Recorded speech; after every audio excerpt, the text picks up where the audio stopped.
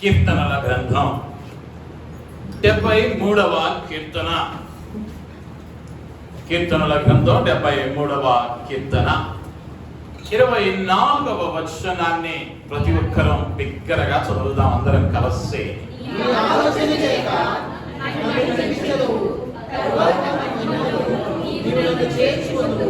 దేవునికి మహిమ కలుగును గాక. హల్లెలూయా. కీర్తనకారుడైన దావీదు రాజుగా అభిషేకించబడిన తరువాత ఓ మహారాజుగా ఉన్న సమయంలో తనకెంతో మంది మంత్రులు ఉన్నారు, సామంతులు ఉన్నారు, సైన్యాధిపతులు ఉన్నారు, గొప్ప సైన్యం ఉన్నది. సలహాలు ఇవ్వటానికి, ఆలోచన చెప్పటానికి ఈ యుద్ధములలోనే కానీ నిర్ణయాలు తీసుకునే సమయంలో కానీ రాజులు లేదా మంత్రులు, జ్ఞానులు అనబడిన వారు ఉన్నప్పటికీ కూడా ఈ దావీదు అంటూ అన్నమాట, నీ ఆలోచన చేత నన్ను నడిపించు, తరువాత మహిమలో నీవు నన్ను చేర్చుకుందువు. ఆ మాటలు ఆడుతూ ఉన్నప్పుడు తనను తాను ఏమై ఉన్నాడో కూడా దేవునికి తెలియపరుస్తూ ఉన్నాడు. 22వ వచనములో అంటాడు, నేను తెలివి లేని పశు ప్రాయుడనైతిని, నీ సన్నిధిని మృగము వంటి వాడనైతిని. నేను ఎవరినయ్యా అంటే పశు ప్రాయుడను. నేను ఎటువంటి వాడనయ్యా అంటే మృగము వంటి వాడను. అప్పటికి దావీదు దేవునిని ఎరుగని స్థితిలో లేడు. సింహాన్ని చీల్చాడు, ఎలుకబంటిని చీల్చాడు, గొల్యాతును చంపాడు. సౌలును చంపడానికి అవకాశం దొరికినా పరిశుద్ధుని నేను హతం చేయకూడదు, దేవునికి వ్యతిరేకంగా పాపం చేయకూడదని అక్కడ నుంచి పారిపోయిన వాడు, దేవుని ధర్మశాస్త్రాన్ని ఎరిగినవాడు. అయినను నేను ఎవరినయ్యా అంటే పశుప్రాయుడను, నేను మృగము వంటి వాడను. కాబట్టి నీ దగ్గర నుండి నేనేం కోరుతా ఉన్నానయ్యా అంటే నీ ఆలోచన చొప్పున నన్ను నడిపించుము. అక్కడ 2 విషయాలు చెప్పబడతాయి వచనంలో. మొదటిగా అంటూ ఉన్నటువంటి మాట, నీ ఆలోచన చేత నన్ను నడిపించు, తరువాత మహిమలో నీవు నన్ను చేర్చుకుందువు. దావీదు ప్రార్థన ఈ లోకంలో జీవిస్తున్న జీవితాన్ని గురించి మాట్లాడుతూ ఉన్నాడు, ఈ జీవితం తర్వాత ఉన్న జీవితాన్ని గురించి కూడా మాట్లాడుతూ ఉన్నాడు. హల్లెలూయా, హల్లెలూయా. మొదటిగా మనం గమనిస్తే ఆ మొదటి భాగంలో దేని గురించి ప్రార్థిస్తూ ఉన్నాడు అని అంటే ఈ లోకంలో ఉన్నటువంటి జీవితాన్ని గురించి మాట్లాడుతూ ఉన్నాడు. ఈ లోక జీవితం ఎటువంటిదని లేఖనం చెబుతూ ఉన్నది అన్న మాటను 1 పేతురు పత్రికలో 1వ అధ్యాయంలో మనం చదవగలిగినట్లయితే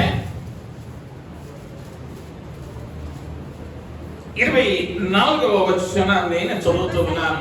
సర్వ శరీరులో గడ్డిని పోలిన వారు వారి అందమంతయు గడ్డి పువ్వు వలె ఉన్నది. గడ్డి ఎండును, దాని పువ్వు రాలును, అయితే ప్రభువు వాక్యము ఎల్లప్పుడూ నిలుచును. సర్వ శరీరము ఎలా ఉన్నారయ్యా అంటే గడ్డిని పోలిన వారి వలె ఉన్నారు. అంటే ఈ లోకములో, ఈ ప్రయాణములో, ఈ జీవితం తాత్కాలికమైనది. గడ్డి పువ్వు ఈ రోజుండి రేపు రాలిపోయేది. భక్తులు ఈ జీవితాన్ని గురించి నీటి బుడగ వంటిది, నీటి ఆవిరి వంటిది అని వ్యాఖ్యానించారు, బోధించారు. ఈ తాత్కాలికమైన జీవితాన్ని జీవిస్తున్న క్రమంలో ఆ మధ్యలో ఒక మాట మాట్లాడాడు, తరువాత అని అన్నాడు. ఈ ఆలోచన చేత నువ్వు నన్ను నడిపిస్తే తరువాత నేను ఎక్కడ ఉంటానయ్యా అంటే మహిమలో ఉంటాను. ఆ మహిమల గురించి, ఆ రాజ్యాన్ని గురించి అపోస్తలుడైన పౌలు సంబోధించడం జరిగింది. 2వ కొరింథీయులకు రాసిన పత్రిక 5వ అధ్యాయము 1వ వచనములో ఈ విధంగా రాస్తూ ఉన్నాడు, భూమి మీద మన గుడారమైన ఈ నివాసము శిథిలమైపోయినను చేతి పని కాక దేవుని చేత కట్టబడినదియో నిత్యమునై నివాసము పరలోకమందు మనకున్నదని ఎరుగుదుము. మన నివాసం ఈ లోకంలో ముగిసిన తరువాత మరి ఒక లోకం మనకుంది, మరి ఒక చోటకు మనం వెళ్ళాలి. దానిని ఏమన్నాడయ్యా అంటే పరలోకము అని అన్నాడు. ఇప్పుడు దావీదు యొక్క భక్తి ఏంటయ్యా అంటే, అయ్యా ఈ లోకంలో నీవు నన్ను నడిపించడం మాత్రమే కాదు, ఈ లోకం తరువాత లేదా ఈ లోకములో నా యాత్ర ముగిసిన తరువాత నేను మహిమలో నిత్యరాజ్యములో నేను ప్రవేశించున్నట్లు నన్ను నీ ఆలోచనల చేత నడిపించుము అని అంటూ ఉన్నాడు. దేవుని నామానికి మహిమ కలుగును గాక. హల్లెలూయా, హల్లెలూయా. ఆ నిత్య రాజ్యములోనికి ప్రవేశించాలి అంటే ఆయన ఆలోచనల చేత నడిపింపబడవలసిన వారము అన్న విషయాన్ని నేను జ్ఞాపకం చేస్తూ ఉన్నాను. మహిమలో చేర్చబడకుండా ఈ లోకంలో నీవెంతటి భక్తిని ఆచరించినో, ఎంతటి జ్ఞానాన్ని నీవు కలిగి ఉన్నా కూడా ఈ లోకంలో నీవు నడుస్తున్నటువంటి నడతను బట్టి, నీవు ఆచరిస్తూ ఉన్నటువంటి ఆలోచనను బట్టియే నీ ముగింపు ఉండబోతా ఉన్నది. సాధారణంగా ఏ పరీక్షకైనా సిద్ధపడేటువంటి వాడు ఆ పరీక్షకు నిర్ణయించబడినటువంటి ఆ పాఠాలను లేదా ఆ సిలబస్ను మాత్రమే చదువుతాడు.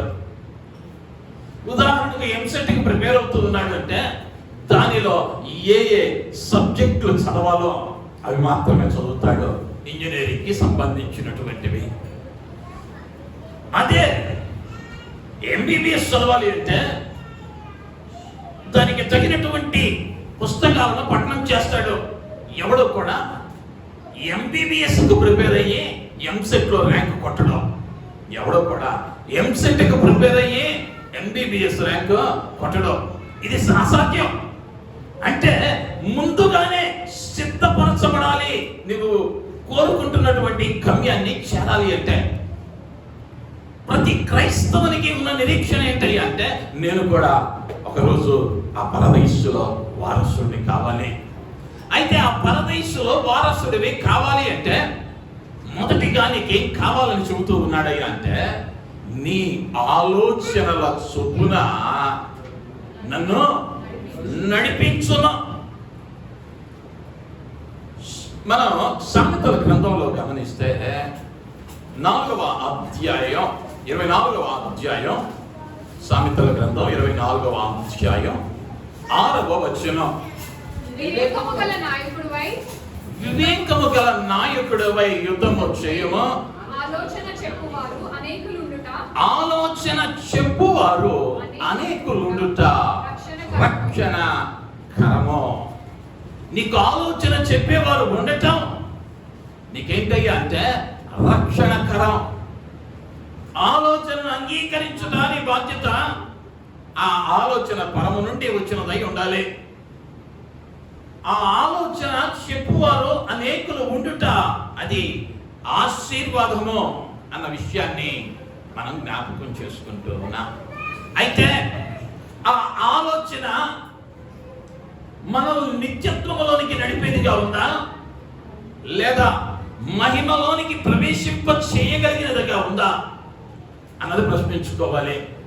అపోస్తుడైన పౌలు అనుభవంలో క్రీస్తును వెంబడించిన వారు ఎలా వెంబడించారయ్యా అంటే ఈ జీవితము మట్టుకే వారు వెంబడించారని అపోస్తుడైన పౌలు సంబోధించాడు. 1 కొరింథీ పత్రిక 15వ అధ్యాయము 19వ వచనములో ఈ జీవిత కాలము మట్టుకే మనము క్రీస్తునందు నిరీక్షించు వారమైన ఎడల మనుషులందరికంటే దౌర్భాగ్యులమై ఉందుము. ఈ జీవిత కాలం మట్టుకో అయ్యా చక్కని ఉద్యోగమే అది చాలు నాకు, చక్కని ఆస్తి అది చాలు నాకు, చక్కని స్థితి అది చాలు నాకు, కానీ ఈ జీవిత కాలము మట్టుకే క్రీస్తునందు విశ్వాసం ఉంచుతూ ఉన్నావేమో, నిరీక్షణ కలిగి ఉన్నావేమో. అయితే అక్కడ అంటాడు, ఆ విధమైన నిరీక్షణ నువ్వు కలిగి ఉంటే మనుషులందరికంటే దౌర్భాగ్యుడు. ఈ లోకములో నీవు ఉన్న స్థితిలో నీకు మంచి ఉద్యోగం అవసరం, నీకు కావలసిన ఆస్తిపాస్తులు అవసరం, జీవితము సజావుగా సాగటానికి కావలసిన ప్రతి ఒక్కటి అవసరమే. కానీ ఈ జీవితం ఎంత మట్టుకయ్యా అంటే అధిక బలమున్న ఎడల 70 సంవత్సరములు లేదా 80 సంవత్సరాలు, ఈ 60-70 సంవత్సరాలకే ప్రతిదినం ఎన్నో గంటలు శ్రమిస్తూ ఉన్నామే. ఆ నిత్య రాజ్యం నాశనము కాదన్నటికి అది నిత్యమో నిలిచి ఉండేటువంటిది. హల్లెలూయా. అక్కడ మనిషికి చావు లేదు. మరి అన్ని యుగాల పాటు సాగేటువంటి ఆ యాత్ర కొరకు మరి ఇంకెంత మనం ఎదురు చూడాలి అన్న దానిని పరిశీలించుకోవలసిన వారమై ఉంటూ ఉన్నా. బైబిల్ గ్రంథంలో సువార్తల్లో ఈ జీవితం మట్టుకు నేను సంతోషంగా ఉంటే చాలనుకున్నటువంటి ఒక వ్యక్తిని చూస్తాం. వానినే ధనవంతుడు అని సంబోధించాడు ప్రభువు. వాడు ఈ లోకములో కావలసిన సుఖభోగాలన్నింటినీ అనుభవిస్తూ భవిష్యత్తుకు కావలసిన దానిని దాచుకుని సిద్ధము చేసుకుని తనలో తాను అనుకున్న మాట, నా ప్రాణమా తినుమో తాగుమో సుఖించుమని తనలో తాను అనుకునేను. ఆ అనుకున్న తోడనే ప్రభువు ఆ మాట ఆయన చెవిన పడిన తోడనే వాడు మరణించాడు. ఇప్పుడు ఎక్కడికి వెళ్ళాడయ్యా అంటే నరకాగ్నిలోనికి వెళ్ళాడు. కేక వేస్తా ఉన్నాడు, అయ్యా ఆ లాజరును ఒక్కసారి పంపించి మరి చిటికిన వేలుతో నా నాలుక తడి చేయమంటా ఉన్నాడు. ఈ లోకంలో దేవుని ఆలోచనలు వినక, దేవుడు చెప్పిన దానిని చేయక, వాకిట గుమ్మమననే ఉన్నటువంటి దీనుని మీద కరుణ చూపక కఠినంగా ప్రవర్తించి తనకున్న దానిని బట్టి గర్వించిన వాడు ఎక్కడికి వెళ్ళాడయ్యా అంటే పాతాళములోనికి నెట్టబడినటువంటి వానిగా ఉంటూ ఉన్నాడు. అయితే ఈ లోకంలో జీవిస్తూ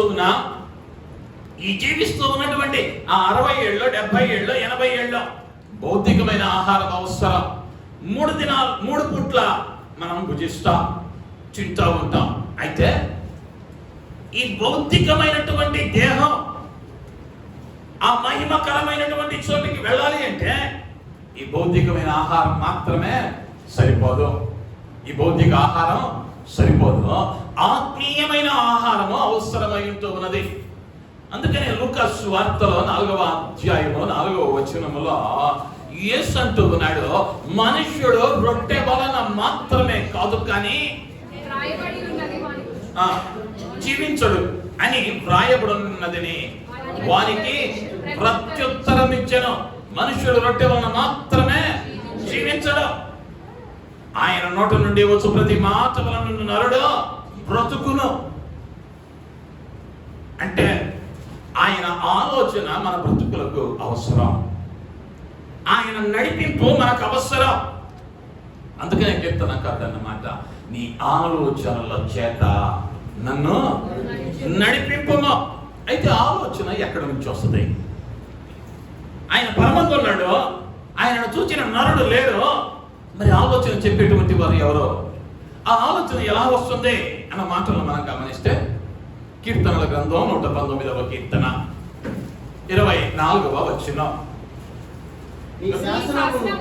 నీ శాసనములో నాకు సంతోషకరములు, అవి నాకు ఆలోచన కర్తలై ఉన్నవి. ఆలోచన కర్త అంటే ఒక వ్యక్తిని గురించి సంబోధిస్తూ ఉన్నటువంటి మాట, ఒక వ్యక్తిని గురించి.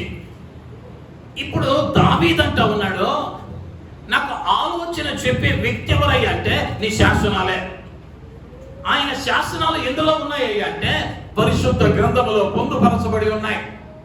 ఇప్పుడు సారాంశంగా ఏమంటాడయ్యా అంటే నీ వాక్యమయ్యా నాకు ఆలోచన చెప్పేది, నీ వాక్యమే నాకు ఆలోచన చెప్పేది. అనేక పర్యాయాలు ఏమవుతూ ఉన్నామయ్యా అంటే ఆ ఆలోచన చెప్పేటువంటి వాక్యము మీద దృష్టి దృష్టి నిలపలేకపోతా ఉన్నా. అనేక పర్యాయాలు ఆ జీవము కలిగిన వాక్యాన్ని అర్థం చేసుకోలేకపోతా ఉన్నా. ఆ ఆలోచనను గ్రహించలేకపోతా ఉన్నా. అంతేకాదు 19వ కీర్తనలోనికి వచ్చినప్పుడు 7 నుంచి చదువుతూ ఉంటే 19వ కీర్తన, యెహోవా నియమించిన ధర్మశాస్త్రము యథార్థమైనది. యెహోవా నియమించిన ధర్మశాస్త్రము యథార్థమైనది. అది ప్రాణమును తెప్పరిల్ల చేయును. యెహోవా శాసనము నమ్మదగినది. అది బుద్ధిహీనులకు జ్ఞానము పుట్టించును. యెహోవా ఉపదేశములు నిర్దోషమైనవి. అవి హృదయమునకు సంతోషపరచును. యెహోవా ఏర్పరిచిన ధర్మము నిర్మలమైనది. అది కన్నులకు వెలుగిచ్చును. యెహోవా యందైన భయము పవిత్రమైనది. అది నిత్యము నిలుచును. యెహోవా న్యాయ విధులు సత్యమైనవి.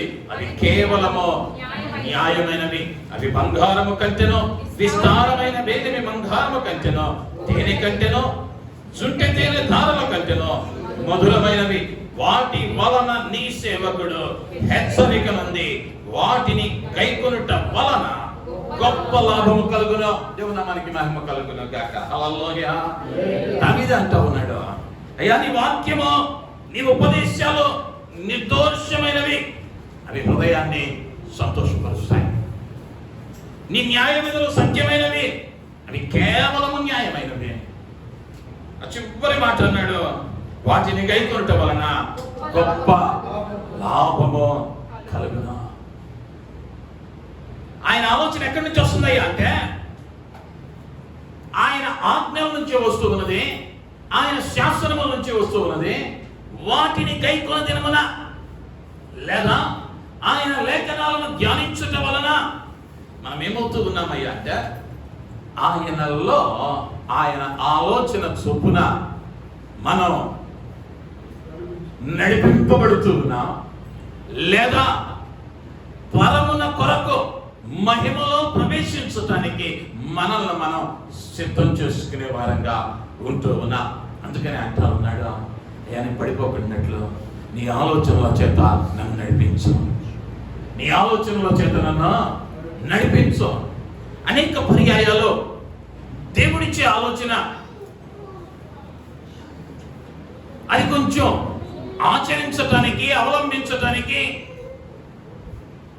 అది కష్టంగానో క్లిష్టంగానో ఉండవచ్చు. కానీ ఆయన ఆలోచన న్యాయమైనది, ఉత్తమమైనది. లేఖనం నువ్వే స్థితిలో ఉన్నావో నీకు తెలియచేసేది. అర్థము వంటిదని చెప్పాడు ఒక దైవజనుడు. దాని ఎదుటకు నువ్వు రాగలిగితే నీవెటువంటి వాడవో నిన్ను నువ్వు చూసుకోవడానికి అవకాశం ఉంటుంది. అయితే మనం మహిమలో ప్రవేశించాలి అంటే ఆయన ఆలోచన అవసరం. అయితే అనేక పర్యాయాలు ఆయన ఆలోచనలను మనం ప్రక్కన పెట్టి మన ఆలోచనల మీద ఆధారపడిపోతా ఉంటాం. ఉదాహరణకు గమనించగలిగితే సామెతల గ్రంథంలోనికి వెళదాం. 28వ అధ్యాయము, సామెతల గ్రంథం 28వ అధ్యాయము 26వ వచనం. యెహోవా తన మనస్సును నమ్ముకొనువాడు బుద్ధిహీనుడు. తన మనస్సును నమ్ముకొనువాడు బుద్ధిహీనుడు. జ్ఞానముగా ప్రవర్తించువాడు తప్పించుకొనును. జ్ఞానముగా ప్రవర్తించువాడు తప్పించుకొనును. తన మనస్సును నమ్ముకున్నవాడు బుద్ధిహీనుడు. తన మనస్సును నమ్ముకున్నవాడు బుద్ధిహీనుడు. జ్ఞానముగా ప్రవర్తించుకున్నవాడు తప్పించుకొనును. అనేక పర్యాయాలు మనం ఏమనుకుంటూ ఉంటామయ్యా అంటే, 4 డిగ్రీలు చదవగానే 4 మాటలు రాగానే, నేను ఇంతకు ముందు కూడా ఒకసారి చెప్పా, చిన్న బిడ్డ ఒక బిడ్డతో మాట్లాడుతూ ఉంటే, నీకేమొచ్చు అంటే ఇంగ్లీష్ వచ్చు అంది. ఇంగ్లీష్ వచ్చు అంది. ఏది చెప్పు అన్నా, ABCD అయిపోయింది ఇంగ్లీష్. ఆ బిడ్డ దృష్టిలో ఏంటయ్యా అంటే ఇదే ఇంగ్లీష్. అనేక పర్యాయాల్లో మన జ్ఞానం ఎంతయ్యా అంటే మిడిమిడి జ్ఞానం. కానీ ఒక వారం మందిరానికి వెళ్తేనో, ఒక సంవత్సరం మందిరానికి వెళ్తేనో ఇక మనకన్నా ఎవరుండరు? జ్ఞానం కలిగిన వారు ఉండరు. సర్వము తెలుసు మనకి. 66 పుస్తకాల పేర్లు తెలియంగానే పరలోకానికి టికెట్ వచ్చేసినట్లు మన జ్ఞానాన్ని వాడుతూ ఉంటాం. దేవుడు ఆయన ఆలోచనలను నీకు తెలియచేయాలి అంటే ధర్మశాస్త్రాన్ని తప్పక ధ్యానించాలి. ఆ ధర్మశాస్త్రంలో నువ్వు ఏ స్థితిలో ఎట్లుండాలో, ఎక్కడ ఉండాలో, ఎక్కడ ఉండకూడదో, ఏం చెయ్యాలో, ఏం చెయ్యకూడదో, ఏం తినాలో, ఏం తినకూడదో, ఏది చూడాలో, ఏది చూడకూడదో అన్నీ రాశాడు. అక్కడ లేనిది అంటూ ఏది లేదు. అయితే అనేక పర్యాయాల్లో మన మనస్సును నమ్ముకుంటాం. అంత మాత్రమే కాదు. ఆ సామెతల గ్రంథంలో 3వ అధ్యాయంలోనికి వెళ్దాం. 5 నుంచి మనం చదవగలిగితే, స్వబుద్ధిని ఆధారం చేసుకొనక నీ పూర్ణ హృదయముతో యెహోవా యందు నమ్మిక ఉంచుము. నీ ప్రవర్తన అంతటి యందు ఆయన అధికారానికి ఒప్పుకోవాలి. నీ ప్రవర్తనను ఏం చేయాలయ్యా అంటే ఆయన అధికారానికి ఒప్పుకోవాలి. నీ ఇష్టం వచ్చినట్లు, నీకు నచ్చినట్లు నీవు చేస్తూ నేను భక్తి చేస్తూ ఉన్నానంటే నష్టం దేవుడికి కాదు, నష్టం ప్రభువు కాదు, నష్టపోయేవాడు నీవే. నీ ప్రవర్తన అంతటిని ఆయనకు అప్పగించుకోవాలి.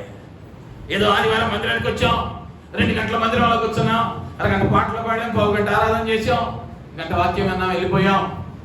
ఈ వారానికి ఇది చాలు అనుకుంటే ఆయన ఆలోచన చేత కాదు నడిపింపబడుతూ ఉన్నది, నీ ఆలోచనల చేతనే. నీ ఆలోచనల చేత నువ్వు నడిపింపబడవానివిగా ఉంటే బుద్ధిహీనుడు అని అన్నాడు. నువ్వు కనుక ఆయన ఆలోచనల చొప్పున నడుస్తూ నిన్ను నీవు ఆయనకు అప్పగించుకుంటే నీ త్రోవలను సరళము చేస్తానని అంటూ ఉన్నాడు. అంతేకాదు జ్ఞాని అయిన సొలొమోను చక్కని మాటలు చెప్తాడు. 12వ అధ్యాయంలోనికి వెళ్తే, సామెతల గ్రంథం 12వ అధ్యాయం 15వ వచనం, మూడుని మార్గము వాని దృష్టికి సరి అయినది, జ్ఞానము గలవాడు ఆలోచనను అంగీకరించును. తిరస్కరించిన వాడు జ్ఞానం కలిగిన వాడు. దేవుడు తన లేఖనముల ద్వారా లేదా తన దాసుల ద్వారా నీతో మాట్లాడినప్పుడు జ్ఞానం చేస్తాడయ్యా అంటే వాటిని అంగీకరిస్తాడు. దేవుని ఆలోచనల చొప్పున నడిచేవాడు ఏం చేస్తాడయ్యా అంటే ఆలోచనను అంగీకరిస్తాడు. బుద్ధిహీనుడు ఏం చేస్తా ఉన్నాడయ్యా అంటే, మూఢుడు ఏం చేస్తా ఉన్నాడయ్యా అంటే వాని దృష్టి వానికి సరి అయినది, వాని దృష్టి వానికి సరి అయినది. ఇంకెవ్వరు చెప్పక్కర్లా వాడికి.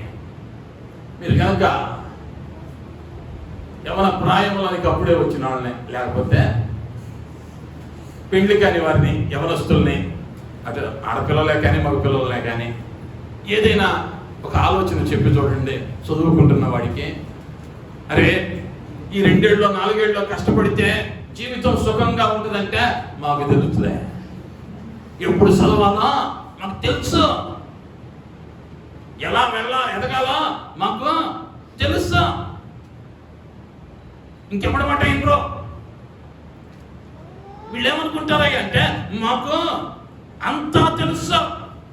అందుకనే సామెతల గ్రంథంలో చక్కని మాట అన్నాడు. 28వ అధ్యాయంలోనికి వెళితే 11వ వచనం, ఐశ్వర్యవంతుడు తన దృష్టికి తానే జ్ఞాని, వివేకము గల దరిద్రుడు వానిని పరిశోధించును. దేవుని నామానికి మహిమ కలుగును గాక. హల్లెలూయా. ఎవరయ్యా జ్ఞాని అని చెప్పబడ్డాడంటే ఎవరు? చదివారు అందరూ? ఎవరు? ఎవరి దృష్టిలో జ్ఞాని అతడు? తన దృష్టిలో తానే. ఇంతకు మునుపు లేని ఐశ్వర్యం వచ్చిందనుకో ఒక్కసారిగా, ఇంక వీడిని మించిన తెలివి కలిగిన వాడు లేడని వాడు అనుకుంటాడు. ఈ లోకం కూడా వాడినే మెచ్చుకుంటుంది, వాడికే చేయకూడదు.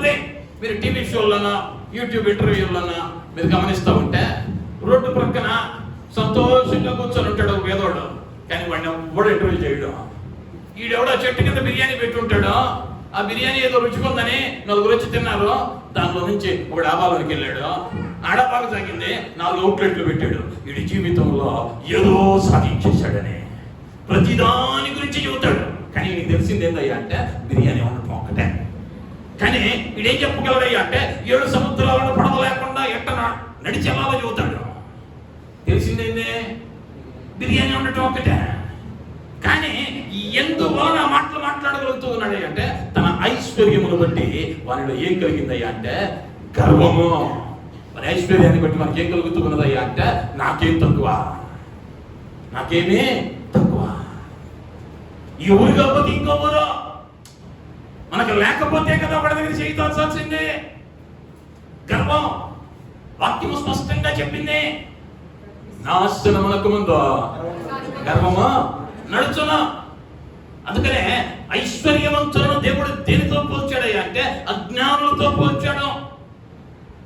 అజ్ఞానులతో పోల్చాడు. కొన్నిసార్లు మనం సహవాసం చేయటానికి కూడా ఎవరు కావాలయ్యా అంటే స్టేటస్ కావాలి. ఎవరికి? క్రైస్తవులకే. క్రైస్తవులకే ఆ స్టేటస్ లో ఉంటేనే వస్తారు చర్చికి. ఎక్కడ ప్రవేశించలేమయ్యా అంటే మహిమగా ప్రవేశించలేం.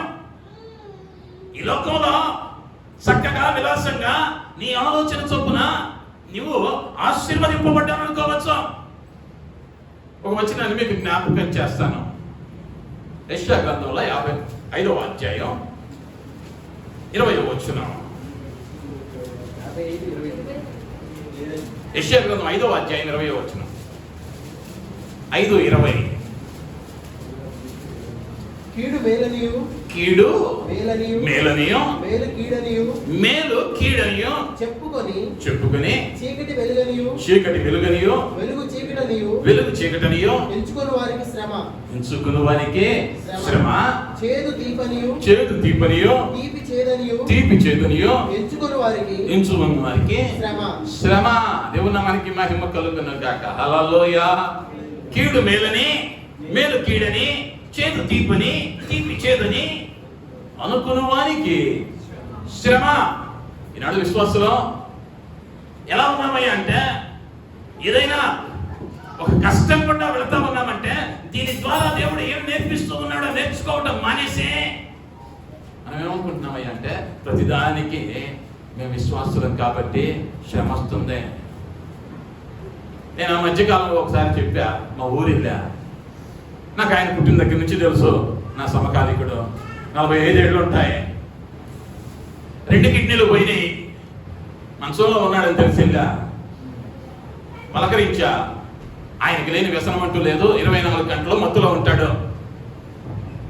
బహు తాగుబోతూ వెళ్ళి ప్రార్థన చేసి, అన్నా ఏందన్నా ఈ పరిస్థితి, ఇకనైనా మానేయొచ్చుగా అంటే, తమ్ముడు దేవుడు చెప్తాం, తమ్ముడు దేవుని చెప్తాం, ఆయన పరిశీలించుతున్నాడు నన్ను. 24 గంటలు వీడి ఆలోచన చొప్పున, వీడి తలంపుల చొప్పున, వీడి ఇష్టానుసారంగా నడిచి కష్టం వచ్చేసరికి క్రైస్తవులకు ఉన్న ఊత పదం ఏంటయ్యా అంటే దేవుని చిత్తం. కష్టంలో ఉన్నాడంటే వీడి భక్తుడు కాదు, విశ్వాసం లేదు. శ్రమ గుండా వెళ్తా ఉంటే విశ్వాసం లేదు అని చూడు. నేను ఇంతకు ముందు కూడా చెప్పాను, 2 ఆశీర్వాదాలు ఉన్నాయి. ఒకటి దేవుడు ఇచ్చేది, రెండోది సాతాను ఇచ్చేది. సాతాను ఆశీర్వాదం అలా మరిపించి నిన్ను నాశనంలోనికి నెట్టింది.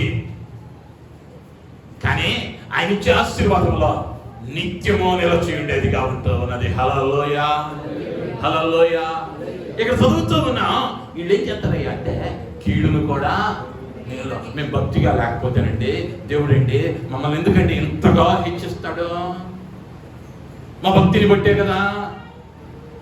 సాతానుడు యేసుక్రీస్తు వారిని కొండ మీదకి తీసుకెళ్ళి అన్నాడు, ఈ లోకమంతా నాది, ఇచ్చుటకు నాకు అధికారం ఉన్నది, ఇచ్చుటకు నాకు అధికారం ఉన్నది. ప్రభు అన్నాడు, ఆయన నమస్కరించడానికి ఆయన తిరస్కరించాడు. అంటే సాతాను కూడా ఒకరిని ఆశీర్వదించగలడు అంటే సందేహం లేదు. తప్పుడు మార్గాల్లో, అక్రమ మార్గాల్లో సంపాదిస్తూ ఉన్న వారు కూడా సంతోషంగా బతికే వాళ్ళు ఉన్నారు. కానీ వారి ఈ కాలంలో సంతోషంగా గడపచ్చు, దేవుడు ఉన్నాడు మాతో అనుకుంటూ భ్రమపడిపోవచ్చు. కానీ ఈ ప్రయాణం తరువాత మరి ఒక ప్రయాణం ఉన్నది. అది నిత్యం ఉండే ప్రయాణం, అది మహిమలో ప్రవేశించే అనుభవం. దానిలోనికి వెళ్ళాలంటే మాత్రం కావాల్సింది ఏంటయ్యా అంటే ఆయన ఆలోచన చొప్పున నడవాలి. అయితే ఆయన ఆలోచన చొప్పున మనం నడిపిస్తూ ఉన్నప్పుడు, ఆయన ఆలోచన చొప్పున మనం నడిపించాలని ఆయన ఆశపడినప్పుడు, అపవాది అయినటువంటి వాడు ఊరకనే ఉండడు. వాడు ఈ లోక జ్ఞానము చేత మనలను పడవేయాలని, ఈ లోక జ్ఞానాన్ని మనలోనికి నెడుతూ ఉంటాడు. ఈ లోక జ్ఞానం గనక మనలోనికి వచ్చింది అంటే మనం ఏమవుతామయ్యా అంటే ఆత్మీయ స్థితిలో పడిపోయి మేలును కీడని, కీడును మేలని, తీపిని చేదని, చేదును తీపని మనము భ్రమపరుచుకుంటూ మన విశ్వాస జీవితాలలో మహిమలోనికి ప్రవేశింపలేని వారంగా మార్చబడే ప్రమాదం ఉంది. అయితే ఈ లోక జ్ఞానముల గురించి హెచ్చరిక కలిగిన వారముగా మనం ఉండవలసిన వారమై ఉంటున్నా 3 కార్యాలను నేను చెప్పాలని ఆశపడ్డాను. కానీ ఈరోజు సమయాన్ని బట్టి ఒక్క కార్యాన్ని మీ ముందుకు ఉంచుతాను. ఈ అంశాన్ని గురించి మనం కొనసాగించి ఈ మాసమంతయు ధ్యానించబోతూ ఉన్నా. ఎందుకయ్యా అంటే భక్తుడు అన్నాడు విలాప వాక్యాలలో, పాత నిబంధన గ్రంథంలో, జ్ఞానము లేక, హోషేయ గ్రంథంలో అంటాడు, నా జనులు జ్ఞానము లేక నశించిపోతూ ఉన్నారు. ఈనాడు అనేక మంది కూడా చక్కని ఆలోచన లేక దేవుడిచ్చే ఆలోచనను అంగీకరించలేక తమకిష్టమైన ఆలోచనల వైపు మరల్చబడి నిత్యత్వాన్ని కోల్పోతూ ఉన్నారు. మొదటిగా మనం గమనించగలిగితే రోమీయులకు రాసిన పత్రిక 1వ అధ్యాయాన్ని తీసుకుందాం. రోమ పత్రిక 1వ అధ్యాయం 21, 22 వచనాలు చదువుతాం. నెరిగియు ఆయనను దేవుణ్ణి మహిమపరచలేదు, కృతజ్ఞతాస్తుతులు చెల్లింపను లేదు. కానీ తమ వాదముల యందు వ్యర్థులైరి,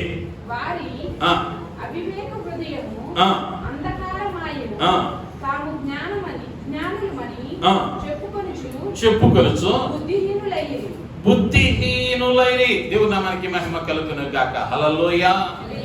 వారు జ్ఞానులు,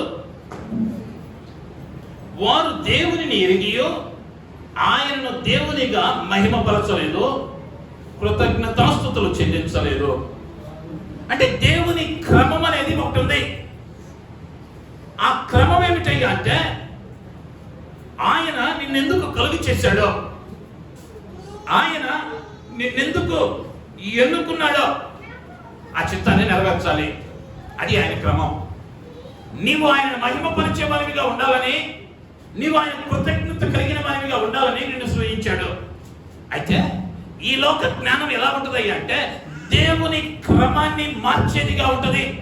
దేవుని క్రమం ఏంటయ్యా అంటే ఆయనను మహిమపరచటం. ఆ వచనాలలోనే ముందుకు వెళితే విషయాలను మనం ధ్యానించగలం. 23వ వచనము, 24వ వచనం. ఈ హేతు చేత తమ హృదయముల దురాశలను అనుసరించి తమ శరీరములను పరస్పరమును అవమానము పరుచుకున్నట్లు దేవుడు వారిని అపవిత్రతకు అప్పగించిన. ఎవరు అప్పగించారు అపవిత్రతకి? దేవుడే అప్పగించాడు. ఎందుకయ్యా అంటే వీరు దేవుని క్రమాన్ని విడిచిపెట్టారు. 23వ వచనం కూడా చదువుదాం. అక్షయుడగు దేవుని మహిమక్షేమము మహిమను క్షయమగు మనుష్యుల యొక్కయు పక్షుల యొక్కయు చతుష్పాద జంతువుల యొక్కయు పురుగుల యొక్కయు ప్రతిస్వరూపముగా మార్చిరి.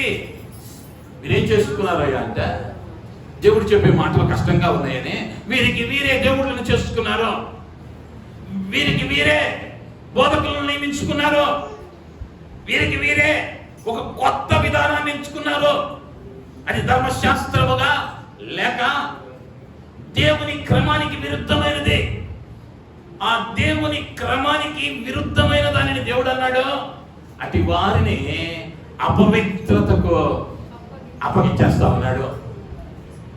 దేవుని క్రమాన్ని దాటి నువ్వు చేసావా? దేవుని క్రమమైన దానికి వ్యతిరేకంగా నువ్వు చేసావా? నిన్నేమన్నాడయ్యా అంటే అపవిత్రతకు అప్పచెప్పేస్తాను అన్నాడు. ఇర్మియా గ్రంథములో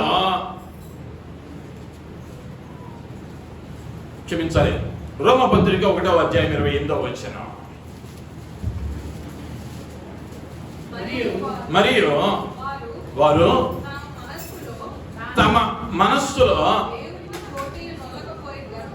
దేవునికి చోటి నొల్లకపోయేది కనుక చేయరాని కార్యములు చేయుటకు దేవుడు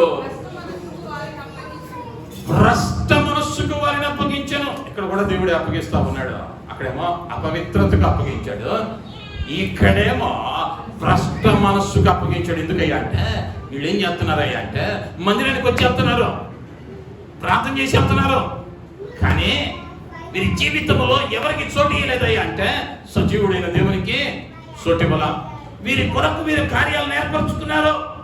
వీరు దేవుని వెంబడించడం వల్ల దేవుని చిత్తం మీద ఎరగట్లా దేవునికి క్రమానికి వ్యతిరేకమైన క్రమాన్ని పాటిస్తా ఉన్నారు.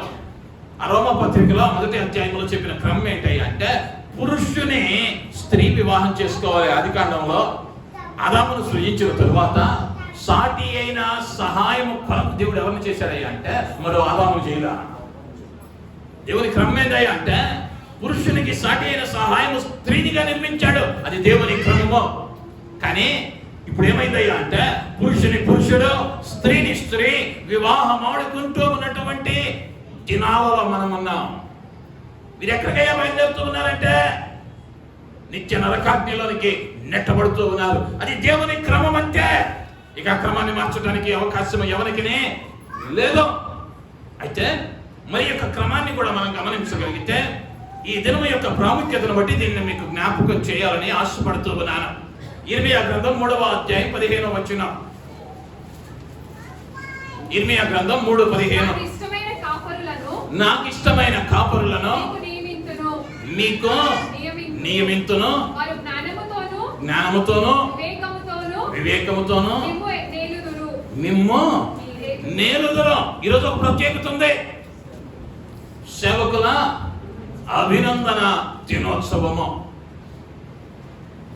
కానీ నాకేముండదు అంటే ఇప్పుడు ప్రత్యేకమైన దినం అనగానే కొంతమంది గుర్తున్న వారిని బట్టి నా ప్రభువుకు స్తుతులు కలుగును గాక. హల్లెలూయా, హల్లెలూయా. ఏమన్నాడయ్యా అంటే నాకు ఇష్టమైన కాపరులను మీకు నియమింతును. అంటే నువ్వు ఈ మందిరంలోనికి రావటం, ఇక్కడ కూర్చోటం, ఈ కాపరి బోధలో నువ్వు ఎదగటం ఎవరి చిత్తం? దేవుని చిత్తం. నీకే అధికారం ఇవ్వలేదయ్యా అంటే నీవెంచుకునే అధికారం ఇలా నీకు. ఈ కాపరి అయితే బాగుంటాడు, ఈ మందిరం అయితే లైట్లు బాగున్నాయి, ఈ మందిరంలో అయితే అప్పుడప్పుడు పొగలవుతున్నాయి. నువ్వు ఎంచుకోవడానికి అవకాశం లేదు. ఈడైతే పలకరించేవాళ్ళు లేదు, తెర మీద చూసేసి చెల్లించాల్సిన టికెట్ చెల్లించి వచ్చేయచ్చు. నీ ఇష్టం కాదు. ఆయన ముందుగానే నిర్ణయించాడు నీపై కాపరులను. వారు ఏమవుతారయ్యా అంటే మిమ్మను ఏలుదురు. హెబ్రీయులకు రాసిన పత్రికలో ఇంకా చక్కగా చెప్తాడు 13వ అధ్యాయంలో 17వ వచనం. దేవుని క్రమం అనేది ఎలా ఉంటుందో మీ పైన నాయకులుగా ఉన్నవారు లెక్క ఒప్పచెప్పవలసిన వారి వలె మీరు ఆత్మలను కాయించున్నారు. వారు దుఃఖముతో పని చేసిన ఎడల మీకు నిష్ప్రయోజనము గనుక మీకు నిష్ప్రయోజనము కనుక దుఃఖముతో కాక ఆనందంతో ఆనందముతో చేయునట్లు వారి మాట విని వారికి లోబడి ఉండుడి. దేవుని క్రమం ఏందయ్యా అంటే, దేవుని క్రమము నీపై కాపరిగా ఉంచబడిన వాని మాటను విని ఏమై ఉండాలయ్యా అంటే వారికి లోబడి ఉండాలి. ఇప్పుడు ఆలోచించుకుందాం, మనం మన కాపరి మాటలను విని వాటికి లోపడతా ఉన్నామా లేదా? వాటిని విని లోపడ్డామనుకో, నీదే క్రమం అయ్యా అంటే దేవుని క్రమము లేదా దేవుని ఆలోచన క్రమము. ఇంకో క్రమం ఉంది. ఈ పిల్లడు చెబితే ఇదే ఉంది, మనకు తెలియదా? మత్తయి తెలుసు, మార్కు తెలుసు, యోహాను తెలుసు, లోకా తెలుసు. మనం చదవని బైబిలా? ఈయన ఏదోనండి మనసులో అండి పెట్టుకొని నాకే చెప్పాడండి. నిన్ను కాయుటకే సేవకుని ఇక్కడ ఉంచాడు దేవుడు. ఆయన మాట్లాడుతున్నప్పుడు లేదా పరిశుద్ధాత్ముడు మాట్లాడించుతున్నప్పుడు నువ్వేం చేయాలయ్యా అంటే ఆ మాటను విని వారికి లోబడి ఉండాలి. అది దేవుని క్రమము, దేవుని ఆలోచన. కానీ ఈనాడు ఏమైపోయిందయ్యా అంటే అనేక ప్రాంతాలలో, అనేక సంఘాలలో సరి చేసుకోమంటే కష్టమైపోతా ఉంది. తమ ఆలోచనలలోనే వారు జ్ఞానులమని, మాకంతా తెలుసని ఏమనుకుంటున్నా ఉన్నారయ్యా అంటే భ్రమపడిపోతూ మహిమలో ప్రవేశించేటువంటి భాగ్యాన్ని పోగొట్టుకుంటూ ఉన్నారు. ఈ మాటలో నేను బాధతోనే చెబుతా ఉన్నా, చాలా సులువుగా ఎంచుతా ఉన్నాం కొన్ని కార్యాలనే. ఇర్మియా గ్రంథంలో అంటాడు 13వ అధ్యాయం 17వ వచనములో, అయినను మీరు ఆ మాట విననొల్లని ఎడల, ఆ మాటలు విననొల్లని ఎడల మీ గర్వమును బట్టి నేను చాటున ఏడ్చుదును. యెహోవా మంద చెరపట్టబడినందున నా నేత్రములు బహుగా వలపోయెను, కన్నీరు విడుచుచునుండును. ఇర్మియా ప్రవక్త అంటా ఉన్నాడు, మీరు ఆయన మాట విననొల్లకపోవటాన్ని బట్టి నేను కన్నీరు కలుస్తూ ఉన్నానయ్యా, మీ పట్ల నేను ఏడ్చుచూ ఉన్నాను. దీనివల్లయ్యా అంటే మీ గర్భమును బట్టి. నేను ఎప్పుడు చెబుతా ఉంటా, వాక్యాన్ని కూడా ఈ టెక్నాలజీలో ఏం చేస్తా ఉన్నారయ్యా అంటే అనుకూలంగా మార్చుకుంటా ఉన్నారు. ఆ ముందు వెనక భాగాలు మనకు అక్కర్లా, ఆ మధ్యలో మనకు నచ్చినది, మనకి ఇష్టమైనది అంతవరకు తీసుకొని ఇది కదా చెప్పింది వాక్యం, ఆయన ఏదో మనసులో పెట్టుకుని చెప్పాడు. నష్టం సేవకుని కాదు. నీ క్రమం ఎలా ఉందో సరిచేసుకో. దేవుని ఆలోచన బట్టి నడిపింపబడుతూ ఉన్నావా? దేవుడు నీ మీద నియమించిన కాపరిని నిన్ను ఏలటానికి, నిన్ను సరైన మార్గంలో నడిపించడానికి నియమించబడిన వాడు. ఈ క్రమాన్ని విడిచి ఒక మాట చెప్పంగానే మూతి ముడుచుకొని మౌనాలు చేసుకొని ప్రతికెళ్తే సేవకునికి ఏం కష్టం లేదో, నష్టం లేదో, ఇంకో పూట ఎక్కువ నీ కోసం ప్రార్థన చేస్తాడు, కన్నీరు కాచి. అంతే. నువ్వేం పోగొట్టుకుంటున్నావా అంటే ఆ గర్భమును బట్టి మహిమను పోగొట్టుకుంటూ ఉన్నావు. అంత మాత్రమే కాదు, ఇర్మియా గ్రంథంలో అన్నాడు 13వ అధ్యాయంలో 16వ వచనంలో,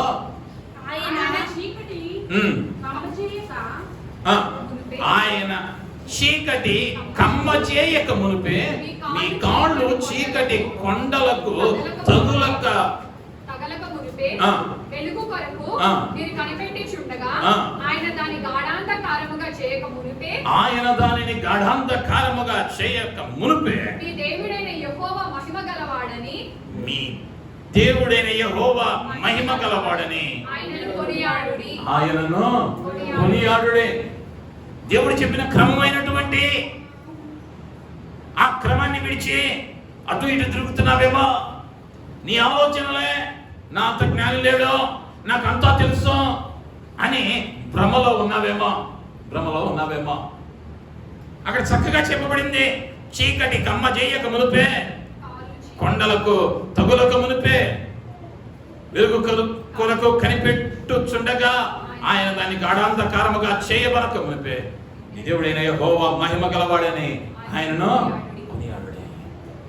ఈరోజు అనేక పర్యాయాల్లో మన చిత్తాన్ని కూడా ఇది దేవుని చిత్తం అండి.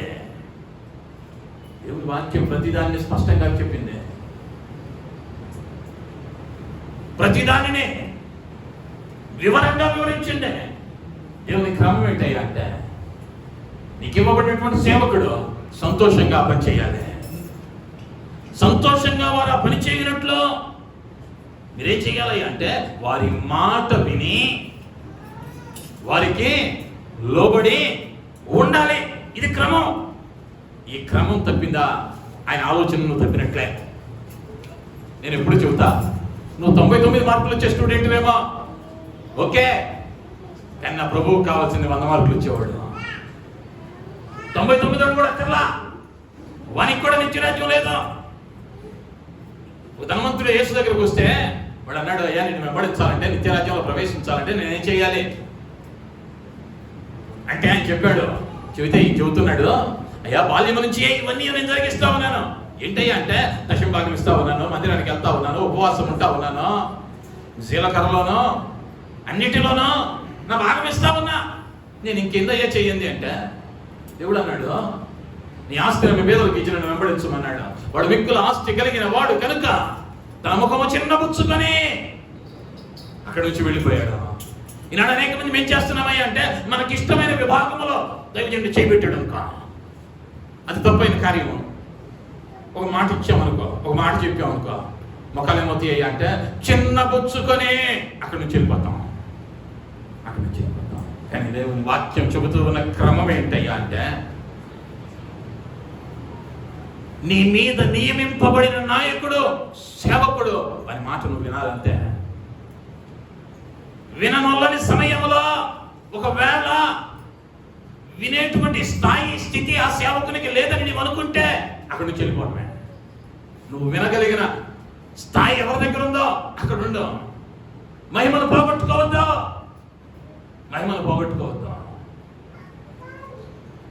మా ఇష్టానికి నడిపించటానికి కాదు. అందులో అంటే ఎవరి ఇష్టానికి వాడు నడుచుకున్నటానికి కాదు, ఆయన మహిమ కొరకు నడిపింపబడాలి. అందుకనే ఆయన కాపరులను నియమించాడు.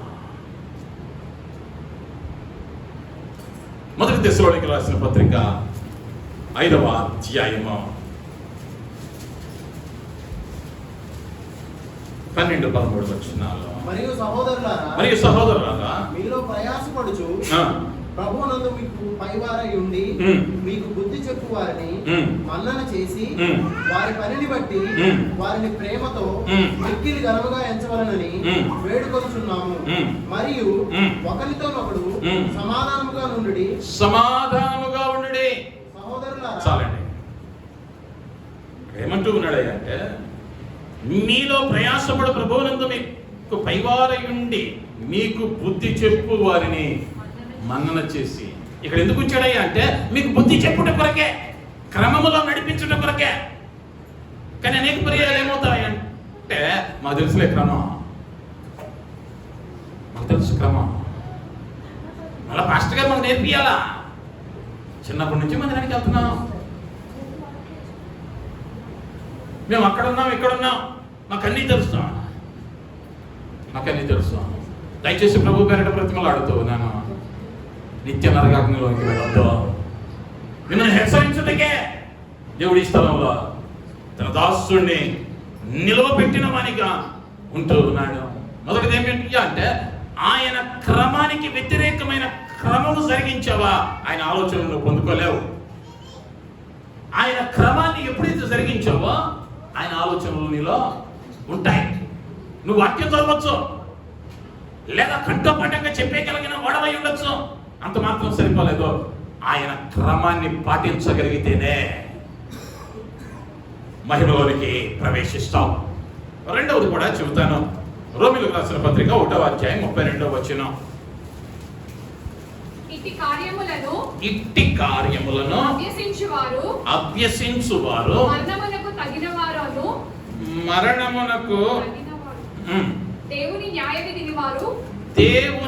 న్యాయ విధిని వారు బాగుగా ఎరిగి ఉండియు వాటిని చేయుచున్నారు. ఇది మాత్రమే కాక వారిని అభ్యసించు వారితో సంతోషముగా సమ్మతించుచున్నారు. దేవుని నామానికి మహిమ కలుగును గాక. హల్లెలూయా. వీళ్ళు ఎవరయ్యా అంటే దేవుని న్యాయ విధులు వారు బాగుగా ఎరిగి ఉండియో వేటిని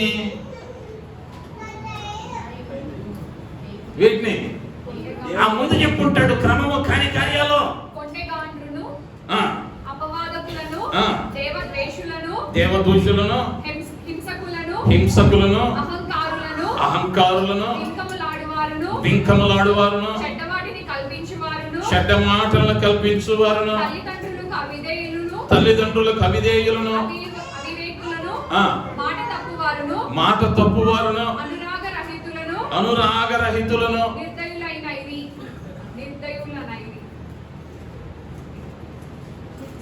నిర్దయులునైరే. దేవుని నామానికి మహిమ కలుగును గాక. అక్కడ ఒక చక్కని పట్టికే ఇచ్చాడు. వారు ఏం చేస్తా ఉన్నారు అని. వారు ఎవరయ్యా అంటే అన్యులు కాదు. మందిరానికి వచ్చిన వాళ్ళు, బాప్తీసం తీసుకున్న వాళ్ళు, మందిరంలో పనిచేసేవాళ్ళు వీళ్ళే. కానీ వీళ్ళలో ఏం పోలేదయ్యా అంటే పాత అనుభవాలు పోలా, మత్సరపట్టం పోలా, లేదా చెడ్డవాటిని కల్పించడం, తల్లిదండ్రులకు అవిధేయత, అపవాదకులు, దేవదూషణులు, హింసకులు, అహంకారులు, బింకములాడు వారు, అబద్ధములాడు వారు. తెలుగులో ఒక సామెత ఉంది, చింత చచ్చినా పులుపు సావదంట. రక్షణలోనికి వచ్చినా ఏం కాదయ్యా అంటే ఆయన ఆలోచన చొప్పున్నాడమ్మా. చివరి మాట ఒకటి అన్నాడు చక్కగా, వాటిని అభ్యసించు వారితో సంతోషంగా సమ్మతిస్తున్నాను. వీళ్ళు చేయరు, చేసేవాడితో సమ్మతిస్తున్నారు, చేసేవాడితో సమ్మతిస్తున్నారు. వీరిని కూడా ఏమన్నాడు అంటే మహిమలో ప్రవేశించరా, నేను చేయట్లేదుగా, ఆడుగా చేస్తుంది, నాకేమీ సమస్య లేదనుకుంటే సరిపోలా. ఆడినోడికి ఎంత శిక్ష, చూచినోడికి అదే శిక్ష. సహకరించిన వాడికి, సమ్మతించిన వానికి అనేక పర్యాయాలు మనం ఏమవుతూ ఉన్నామయ్యా అంటే దేవుని ఆజ్ఞకు వ్యతిరేకంగా ఉన్న వారిని ఆమోదించేసి మహిమను పోగొట్టుకుంటూ ఉన్నా. దేవుని ఆజ్ఞ, దేవుని క్రమానికి వ్యతిరేకంగా పనిచేస్తూ ఉన్న వారిని వారితో ఏం చేస్తున్నామయ్యా అంటే సంతోషంగా సమ్మతిస్తున్నాం. నిజమే, అందుకనే ఇట్లా ఉంటుంది, అందుకనే ఇలా జరిగి ఉంటుంది. అవును కదా, ఈ వాక్యం ఇలా కూడా అర్థం చేసుకోవచ్చు కదా. దేవుడు ప్రతిదానికి ఒక క్రమాన్ని పెట్టాడు.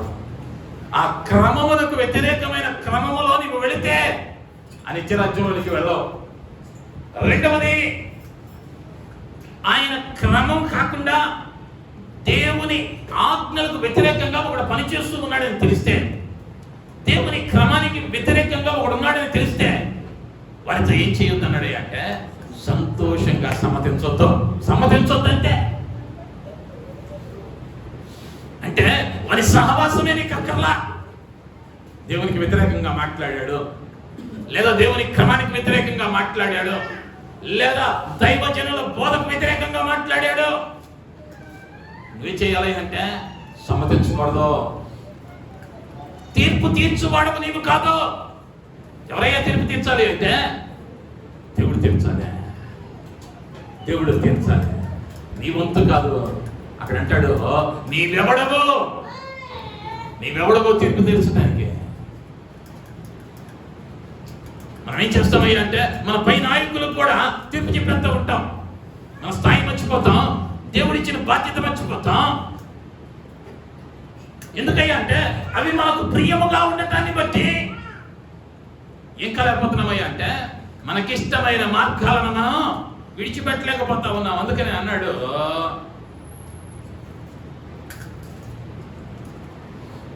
వారు కీడును మేలనియో మేలు కీడనియో చెప్పుకొని చీకటి వెలుగనియో వెలుగు చీకటనియో ఎంచుకుని వారికి శ్రమ, చెడు తీపేనియో తీపి చేదనియో ఎంచుకుని వారికి శ్రమ. ప్రభు పేరట బ్రతిమలాడి చెబుతూ ఉన్నాను. మొదటిగా దేవుని క్రమానికి వ్యతిరేకమైన క్రమం నీలో ఉన్నదేమో. ఆయన ఆలోచనల చేత నువ్వు నడిపింపబడాలి అంటే మొదటిగా ఆయన క్రమం ఏదో తెలుసుకోవాలి. ఆయన క్రమం పరిశుద్ధ లేఖనాలలో నేను మీకు తెలియజేసింది 1-2. ఎప్పుడైనా తెలుసుకుంటాం ఆయన సంపూర్ణ క్రమము అంటే ఈ పరిశుద్ధ గ్రంథాన్ని అనుదినం ధ్యానించగలిగితే, దానిని అభ్యసించగలిగితే ఆయన క్రమం ఏదో అర్థమైతే, ఆ క్రమానికి వ్యతిరేకముగా నువ్వు కార్యం జరిగిస్తే నీవెంతటి జ్ఞానివైనా నీ అంతిమ స్థానం ఏంటయ్యా అంటే నరకాగ్నియే. ఒకవేళ ఆయన క్రమములో నిన్ను నువ్వు సమర్పించుకొని అయ్యా నీ ఆలోచనల చొప్పున నన్ను నడిపించయ్యా అని ఆయన ఆలోచనలకు అప్పగించి ఆయన ఆలోచనల చేత నడిపింపబడితే తరువాత మహిమలో ఆయన నిన్ను చేర్చుకుంటాడు. ఆయన మహిమలో చేర్చబడేటువంటి ఆ అనుభవాన్ని ప్రభు పేరు బ్రతిమలాడుతూ నేను చారబడించుకోవద్దు. అది నీకున్న ఆస్తిని బట్టి కొనగలిగింది కాదు, నీకున్నటువంటి మాటల చాతుర్యాన్ని బట్టి సంపాదించగలిగింది కాదు. అది సాధన చేయాలి. నిన్ను నీవు నలుగు కొట్టుకోవాలి. లోకములో ఉన్న దానిని పెంటతో సమానంగా ఎంచుకోవాలి. నీ క్రమాన్ని మార్చుకోవాలి. రెండవది అన్నాడు, నీ క్రమాన్ని మార్చుకోవడం మాత్రమే కాదు, ఆ దేవుని క్రమము కానీ దానిని జరిగించుతున్న వారితో కూడా నువ్వేం చేయకూడదు అంటే సమ్మతించకూడదు. వారితో నీకు పొత్తు అక్కర్లేదు. వారితో నీకు పొత్తు అక్కర్లేదు. అనేక పర్యాయాల్లో నేను చేయలేదుగా, ఆ సహోదరుడేగా చేశాడు, ఆ సహోదరేగా, దేవుడు వారిని అడుగుతాడులే. నీ చెవులు పడిన దినాన నీవు కూడా దాంట్లో పాలిభాగస్తుడివే. మరి మాట్లాడుతూ ఉన్న మాటల్లో మధ్యలో ఒక మాట అందించినా నువ్వేమయ్యావే అంటే సహకరించిన వాడివే. సహకరించడం వలన ఓ గంట సేపు వారిని ఆనందింప చేయటానికి నువ్వు మాట్లాడిన మాటలు నిన్ను ఎక్కడ తీసుకెళ్తున్నాయ్యా అంటే నరకాగ్నిలోకి తీసుకెళ్తున్నాయి. జాగ్రత్త. ఆయన అడగవలసిన వారు, అయ్యా నీ ఆలోచనల చొప్పున నన్ను నడిపించు. నువ్వు అడగగలిగితే ఆయన ఆలోచనలు నీకు ఇస్తాడు. ఎలా ఇస్తాడయ్యా అంటే తన లేఖనాల ద్వారా, తన కట్టడల ద్వారా, ఆయన జ్ఞానము చేత నిన్ను నడిపిస్తాడు. మనుషుల జ్ఞానమును నమ్ముకోవద్దు. మనుషుల జ్ఞానము వారికి ఇష్టమైన రీతిలో, వారికి నచ్చిన రీతిలో ఎలాగైనా మలుచుకోగలదు. కానీ మారుని దేవుడు, మార్పు చెందని దేవుడు. ఆయన జ్ఞానము నిన్న నేడు రేపు ఏకరీతిగా ఉన్న జ్ఞానం. ఆయన ఆదాముకు ఏ బోధ అయితే చేశాడో నేటికి అదే ఆచరించమని చెప్పిన దేవుడు. అంతేకాని కాలానికి అనుగుణంగా, దినాలకు అనుగుణంగా, పరిస్థితులకు అనుగుణంగా, వాతావరణానికి అనుగుణంగా మారేది కాదు భక్తి. ఈనాడు ఏమైపోయిందయ్యా అంటే మనకిష్టమైన భక్తిని చేసేస్తూ, మనకిష్టమైన క్రమాన్ని పాటిస్తూ, దేవుని క్రమాన్ని ప్రక్కన పెట్టి ఇది కూడా ఆశీర్వాదమే. జాగ్రత్త. దేవుని మీద ఆధారపడటం నేర్చుకుందాం. ఆయన ఆలోచనల చొప్పున మనం నడిపించులాగున ఆయన ప్రతిమలు అడుగుకుందాం. అయ్యా నీ ఆలోచనల చేత అయ్యా నన్ను నడిపించు, నీ మహిమలో ప్రవేశించున్నట్లు కృప కలిగిన మా యేసయ్యా నీ ఆలోచనలు దయచే. నీ క్రమమునకు వ్యతిరేకంగా మా జ్ఞానమును నమ్ముకనక, మా జ్ఞానముపై ఆధారపడక, నీ క్రమానికి వ్యతిరేకంగా అయ్యా లేచుచున్నటువంటి జ్ఞానమును నాయన అయ్యా మేము సహవాసము చేయక, సమ్మతించక, నీలో ఎదిగి ఉండే కృప, నీలో బలపడే అనుభవం, అయ్యా నీవిచ్చేటువంటి ఆశీర్వాదాలు పొందుకునేటువంటి అనుభవం అయా మా ప్రతి ఒక్కరికి దయచేయి. నీ ఆలోచనలను ఆయన అయా మా పట్ల జరిగించండి, మాకు నేర్పించండి. అయా ఆలోచన కర్తవైన మా దేవా, నీ ఆలోచనలు మాకు దయచేయి. నీ ఆలోచన చొప్పున మమ్మల్ని నడిపించండి.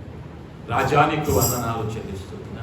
ఈ ఉదయ కాలమందున చేరి వచ్చిన ప్రతి బిడ్డను నాయన మీ చేతులకు అప్పగిస్తున్నా. నీ జ్ఞానము చేత నాయన బిడ్డలను తృప్తిపరచండి, దీవించమని మహిమ పొందం. యేసు నామములో అడుగుతున్నాము తండ్రి. ఆమేన్, ఆమేన్.